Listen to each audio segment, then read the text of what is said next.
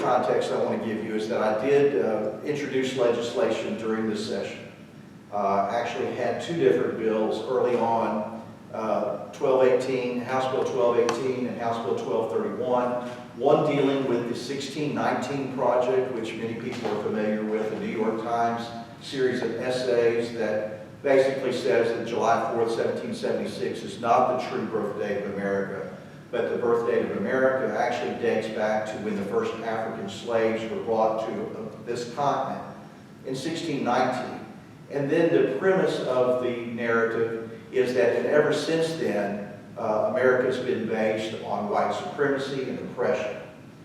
It then goes on to castigate figures in our history like Jefferson, Washington, and even criticizes at great length Abraham Lincoln, who gave, I believe, the ultimate sacrifice to free the slaves.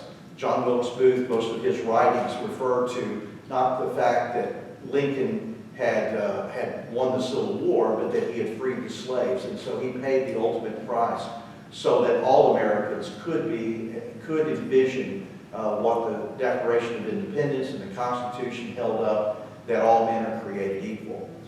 Now, our founders wrote in those documents that, especially in our Constitution, that we are forming a more perfect union.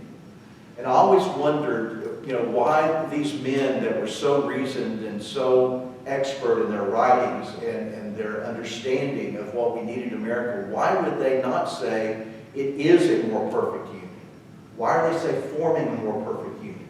Well, they even recognized that this was going to be a growth process. It was going to be something that we were going to go through multiple changes. And we have gone through those changes. Through abolition, through the freeing of the slaves, through the Emancipation Proclamation, through Reconstruction, through Civil Rights Act of 1964, the contributions of Martin Luther King, and on and on.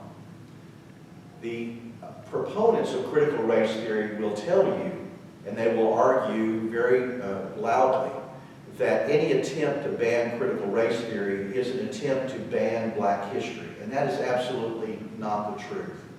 One of the things that I will ask you to look at, and I'm not really going to read at great length from the Attorney General's opinion. Those are her words. I've been giving you the context of why I made the request for the opinion, and will tell you what I hope that we can do with that opinion.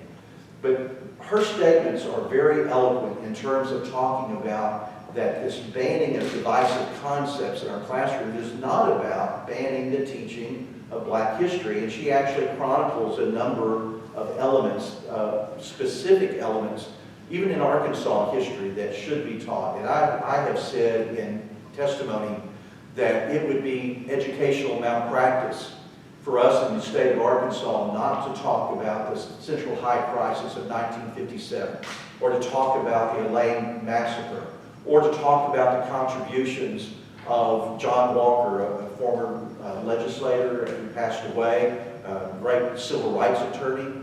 We have to talk about those issues, and we should.